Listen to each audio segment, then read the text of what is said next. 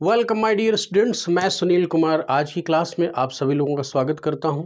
उत्तर प्रदेश विशेषांक की इस सीरीज़ में आज की क्लास को आगे बढ़ाते हैं और देखते हैं कि आज हम लोग किन विषयों पर चर्चा करेंगे। उत्तर प्रदेश के राजकीय शब्द के साथ बहुत सारे तत्व जुड़े हुए हैं, जैसे राजकीय भाषा, राजकीय चिन्ह, राजकीय पुष्प, राजकीय पशु इत्यादि से भी संबंधित पर्याप्त क्वेश्चन उत्तर प्रदेश आयोग के भिन्न भिन्न परीक्षाओं में खूब पूछे जाते हैं। तो मैं थोड़ी सी चर्चा इसकी करते हुए और भी कुछ महत्वपूर्ण डेटा के साथ आज आपके सामने आया हूं, उनकी भी चर्चा करूंगा। मेरे प्यारे बच्चों, चैनल की पॉपुलैरिटी भी आपकी जिम्मेदारी है।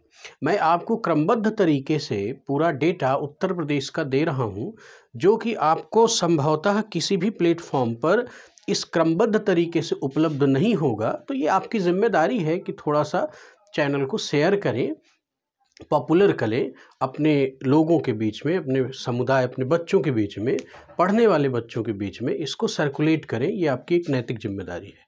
चलिए आज शुरू करते हैं। सबसे पहले देखें उत्तर प्रदेश की जो राजकीय भाषा है, उत्तर प्रदेश की राजकीय भाषा। तो मेरे प्यारे बच्चों, उत्तर प्रदेश की राजकीय भाषाएं दो हैं। एक तो है आपकी हिंदी और दूसरी है उर्दू।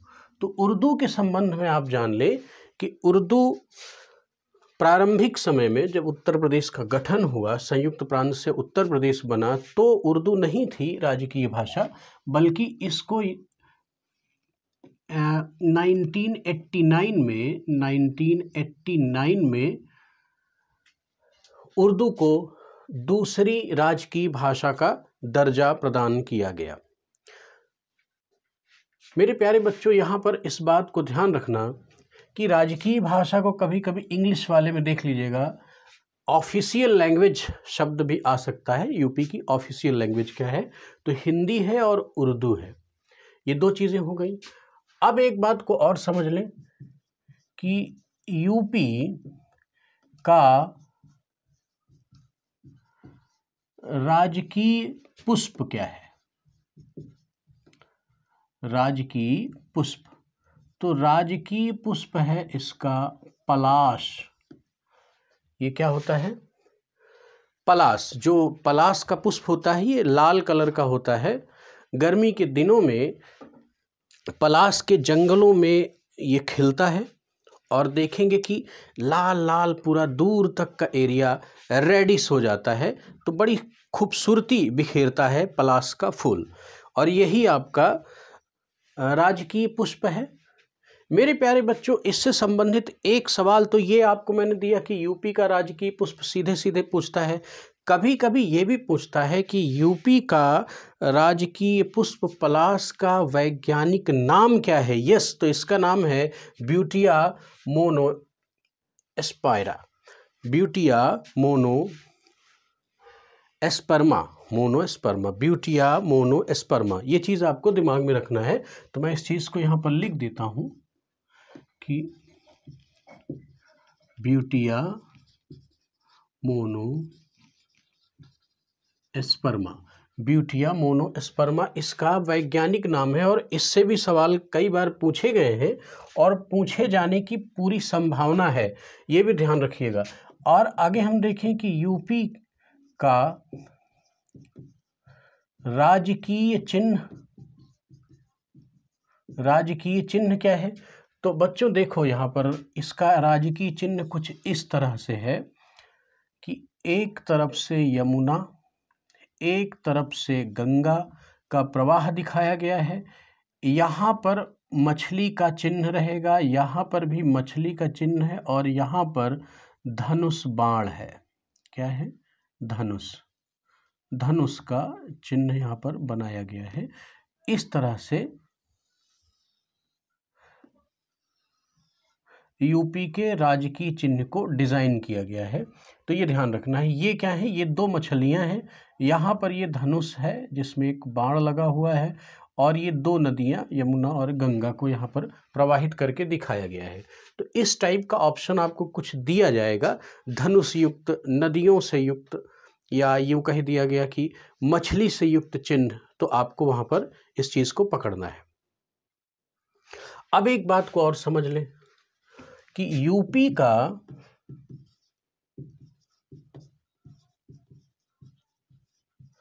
राजकीय वृक्ष क्या है।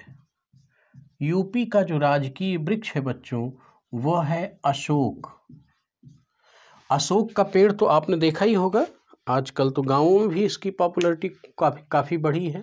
अशोक का वृक्ष लगाया जाता है और ऐसी मान्यता है कि जहाँ अशोक होता है अर्थात अशोक का वृक्ष होता है, वहाँ पर शोक भव बाधाएं नहीं होती हैं, इसीलिए इसका नाम अशोक पड़ा।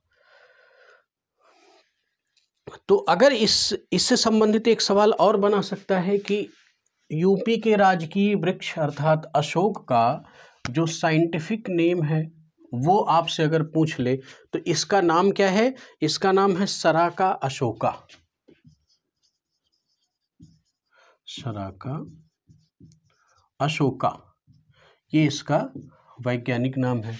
तो यूपी का राजकीय भाषा, यूपी का राजकीय पुष्प, यूपी का राजकीय चिन्ह, यूपी का राजकीय वृक्ष, ये चीज़ें मैंने बताई।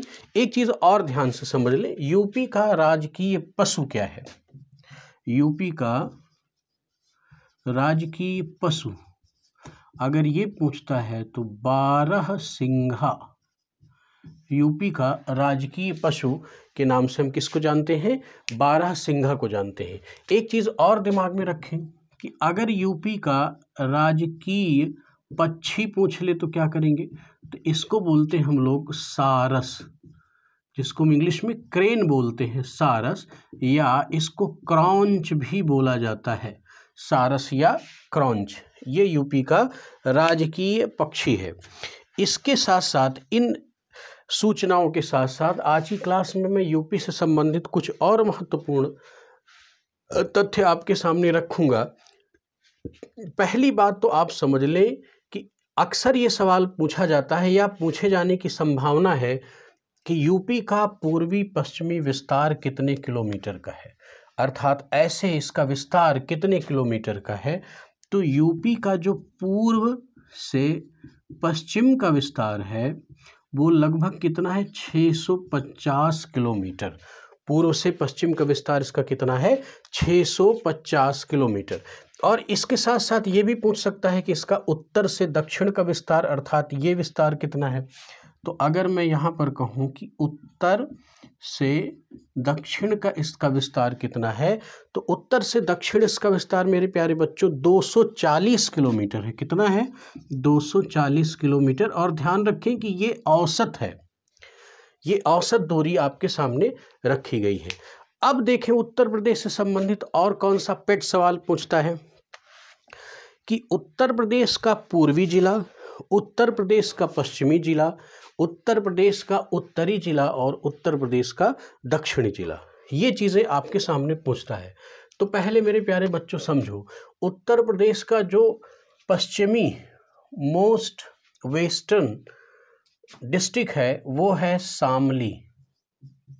कौन सा है, शामली। एकदम कंप्लीटली इसकी नोटिंग कीजिएगा, खूब पेट सवाल है, यूपी के विभिन्न परीक्षाओं में ज़बरदस्त तरीके से पूछा गया। इसलिए मैं आपसे हम्बल रिक्वेस्ट करता हूं कि इन सारे तथ्यों को इग्नोर नहीं कीजिएगा, नहीं तो चीज़ें आपकी संभल नहीं पाएंगी। और उत्तर प्रदेश का जो पूर्वी जिला है वो कौन सा है, तो ये है बलिया। कौन सा है, बलिया।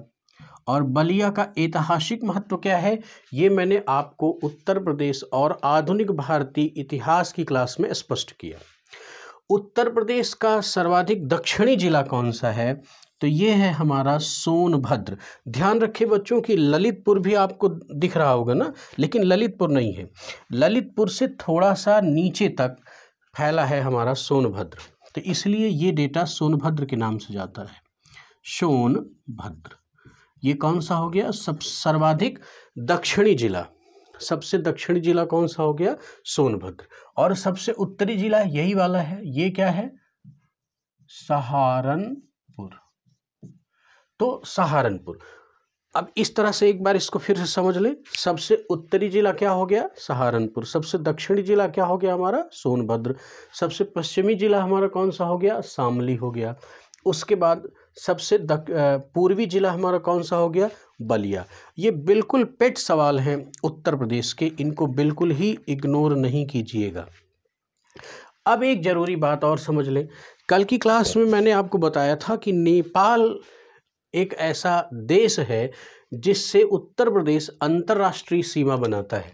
तो नेपाल से यहाँ तक के यहाँ से यहाँ तक के जो ज़िले हैं ये क्या करते हैं? अंतर्राष्ट्रीय सीमा नेपाल से निर्मित करते हैं। तो पूछता है कि कौन कौन से ज़िले हैं, इनमें से किसी एक ज़िले का नाम देगा और 3 ज़िले ऐसे दे दिए 3 ऑप्शन में जो नहीं है, और बाकी एक दे दिया कि कौन नेपाल से सीमा बनाता है। तो वो लिस्टिंग का एक जनरल सा आइडिया अगर आपको है तब आप ये प्रश्न कर लेंगे, अदरवाइज आपको प्रॉब्लम होगी। तो चलिए मैं एक आइडिया आपको दे देता हूँ कि कौन कौन से ज़िले हैं। मैंने आपको बताया था कि उत्तराखंड से मिलने वाला यहाँ पर जो पूर्वी जिला है ये क्या है? पीलीभीत। तो पीलीभीत से ही नेपाल की सीमा शुरू हो जाती है। तो पीलीभीत, लखीमपुर खीरी और बहराइच। तो इसको देखें, पीलीभीत, ये मैं क्या लिख रहा हूँ ये ध्यान से देखिएगा। नेपाल से सीमा बनाने वाले उत्तर प्रदेश के प्रमुख जिले पीलीभीत। पीलीभीत हो गया, लखीमपुर खीरी, लखीमपुर खीरी, उसके बाद हो गया बहराइच। बहराइच के बाद श्रावस्ती सिद्धार्थनगर, श्रावस्ती सिद्धार्थनगर,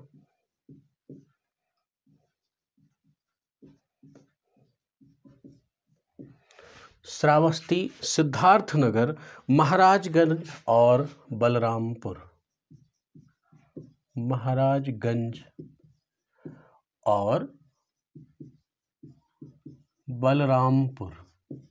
कुल कितने डिस्ट्रिक्ट हुए? 1 2 3 4 5 6 7, कुल कितने हुए? 7। ये कुल 7 जिले हैं जो नेपाल से सीमा बनाते हैं। तो लास्ट कौन सा होगा? बलरामपुर। और पश्चिमी कौन सा होगा हमारा? पीलीभीत। तो पीलीभीत से लेके बलरामपुर तक नेपाल की सीमा उत्तर प्रदेश से निर्मित होती है, उत्तर प्रदेश से मिलती है। इसके बाद कल ही मैंने आपको स्पष्ट किया था, 2 और डेटा समझ लें। आज फिर से बताता हूं कि मोस्ट इंपॉर्टेंट है। सबसे छोटी सीमा बनाने वाला प्रदेश, तो उत्तर प्रदेश सबसे छोटी सीमा किससे बनाता है? तो मैंने आपको बताया था हिमाचल प्रदेश से। सबसे छोटी सीमा किससे बनाता है? हिमाचल प्रदेश से। और अगर यहीं पर डेटा आ जाए कि सबसे बड़ी सीमा किसके साथ बनाता है भाई, तो मैंने कल आपको स्पष्ट किया था कि सबसे बड़ी सीमा उत्तर प्रदेश किसके साथ बनाता है? तो मध्य प्रदेश के साथ। प्यारे बच्चों, ये बहुत इंपॉर्टेंट फैक्ट है जो क्वेश्चन एग्जाम के पॉइंट ऑफ व्यू से बहुत इंपॉर्टेंट है, इस चीज़ को ध्यान रखिएगा। और एक बात को समझें, एक प्रश्न पेट है यूपी का कि वह कौन सा जिला है जो मध्य प्रदेश के 3 ओर से घिरा हुआ है? तो ये है ललितपुर। ये ललितपुर का एरिया है। इधर भी एमपी है, इधर भी एमपी है और इधर भी एमपी है। तो जब यह प्रश्न पूछेगा कि मध्य प्रदेश द्वारा 3 ओर से, यानी 3 तरफ से घिरा जिला, तो मेरे प्यारे बच्चों कौन सा है? ललितपुर। इस चीज को आप जान लीजिए, ललितपुर। अच्छा, इसके साथ एक बात और समझ लें, वह उत्तर प्रदेश का वह कौन सा जिला है जो सर्वाधिक राज्यों से अपनी सीमा बनाता है, सर्वाधिक राज्यों से, तो ये सोनभद्र जिला है। मैंने आपको बताया था कि ये एमपी से भी सीमा बनाता है, छत्तीसगढ़ से भी, झारखंड से भी और बिहार से भी। तो ये प्रश्न अगर आपके सामने रखता है कि सर्वाधिक राज्यों से सीमा बनाने वाला, सर्वाधिक सीमा बनाने वाला जिला, तो ये कौन सा हो जाएगा बच्चों? ये हो जाएगा सोनभद्र हो जाएगा। कौन हो जाएगा? सोनभद्र। ये सोनभद्र डिस्ट्रिक्ट, ये मैंने आपको कल की क्लास में स्पष्ट किया था, लेकिन फिर भी आप जान लें। एक और उत्तर प्रदेश का बहुत ही पेट सवाल है जो कि मुझे लगता है आपको बताना चाहिए, और बिल्कुल एकदम याद रखिएगा। ये पूछता है कि उत्तर प्रदेश का ऐसा कौन सा जिला है जो उत्तर प्रदेश के ही अन्य सर्वाधिक जिलों के साथ सीमा बनाता है, तो वो है बदायूं। ये यहाँ पर है बदायूं, इसकी लोकेशन भी आप स्पष्ट रूप से देख लें। बदायूं, बदायूं ये एक ऐसा डिस्ट्रिक्ट है जो कि लगभग 8 अन्य जिलों के साथ ये सीमा बनाता है। यानी बदायूं उत्तर प्रदेश का ऐसा जिला है जो सर्वाधिक अन्य जिलों के साथ अपनी सीमा को शेयर करता है। तो ये भी बहुत इंपॉर्टेंट चीज़ है। अब एक डेटा और समझ लें। कभी कभी पूछता है कि क्षेत्रफल के आधार पर उत्तर प्रदेश का कौन सा स्थान भारत के परिप्रेक्ष्य में है, तो उत्तर प्रदेश का चौथा स्थान है। सबसे पहला कौन सा है? राजस्थान है। उसके बाद कौन सा है? उसके बाद है मध्य प्रदेश। उसके बाद क्या है? महाराष्ट्र। और उसके बाद क्या आता है? उत्तर प्रदेश। तो ये कभी कभी सीधा सवाल पूछता है और कभी कभी आपसे सवाल करेगा सीक्वेंस लगाने के लिए। तो मेरे प्यारे बच्चों, इसको सीक्वेंस में समझ लें, इसको नोट कर लें अपनी कॉपी में, और ये गलती कभी नहीं करेंगे। सबसे बड़ा क्षेत्रफल के आधार पर भारत का कौन सा राज्य है, ये आपको पता होगा। तो कौन सा है? राजस्थान। राजस्थान के बाद लेस देन हमने लगा दिया है, तो राजस्थान के बाद दूसरा नंबर किसका आ जाएगा? एमपी का आ जाएगा, यानी मध्य प्रदेश का। तीसरा स्थान किसका आ जाएगा? एमएच, जिसको मैंने कहा महाराष्ट्र से हमने संबोधित कर दिया। और चौथा स्थान किसका आता है? यूपी का आता है, उत्तर प्रदेश का।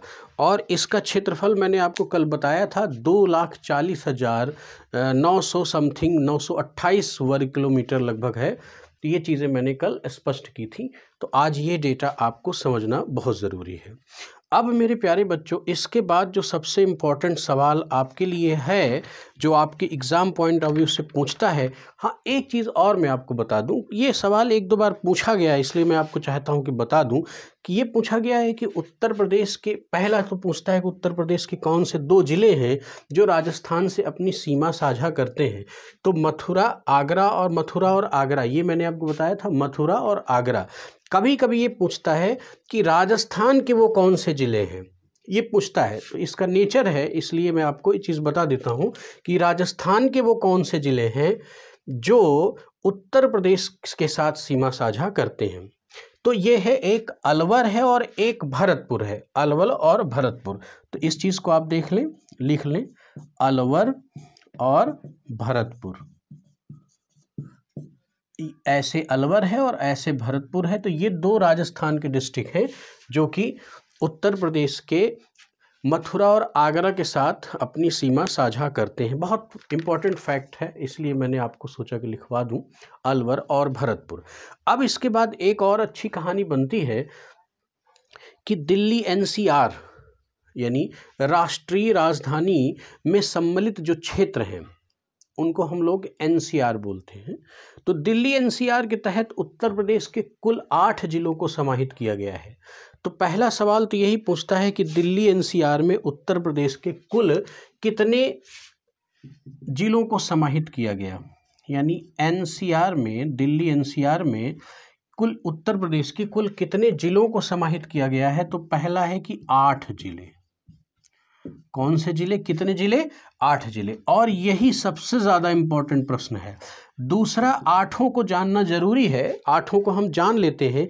क्यों जानना जरूरी है? क्योंकि बच्चों कभी कभी पूछता क्या है कि जैसे 4 ऑप्शन में 3 ऑप्शन ऐसे दिया जो सम्मिलित नहीं है और 1 ऑप्शन दे दिया जो एनसीआर में सम्मिलित है, और वहाँ पर कह दिया कि कौन सा डिस्ट्रिक्ट निम्न में से कौन सा जिला दिल्ली एनसीआर में सम्मिलित है। तो ऐसी दशा में आपको एक जनरल सा आइडिया रखना जरूरी है कि कौन से जिले हैं जो दिल्ली एनसीआर में शामिल हैं, तभी आप उसका सही आंसर दे पाएंगे, अदरवाइज नहीं दे पाएंगे। और हाँ, ये भी ध्यान रखना है कि दिल्ली एनसीआर के समीप, यानी ये दिल्ली है, तो इसके आसपास के जो जिले हैं उनका एक जनरल सा आइडिया अगर आपके पास है तो कर लेंगे। मान लीजिए उसने ऑप्शन में कोई पूर्वी जिला दे दिया, उत्तरी दे दिया, दक्षिणी दे दिया, तब तो आप उसको निकाल ही लेंगे ना। अब इतना तो आइडिया हो गया कि ललितपुर कहाँ है, सोनभद्र कहाँ है, बदायूं कहाँ है, सहारनपुर कहाँ है, पीलीभीत कहाँ है, महाराजगंज कहाँ है, ये तो मैंने आपको जनरली बता दिया। बलिया कहाँ है। अगर इनमें से कोई जिले का नाम देता है तब तो आप फाइंड आउट कर लेंगे, लेकिन अगर इनमें से बिल्कुल नज़दीकी कोई मामला आपके सामने रख दिया तो आपको एक आइडिया होना चाहिए कि वो जिले हमारे कौन कौन से हैं। तो पहली बात आप समझ ली कि गाज़ियाबाद, उसके बाद हापुड़, गाज़ियाबाद हो गया, गाज़ियाबाद, हापुड़, उसके साथ साथ शामली, मेरठ, उसके बाद शामली, मेरठ, गाजीपुर, हापुड़, शामली, मेरठ, गौतम बुद्ध नगर, बुलंदशहर, गौतम बुद्ध नगर,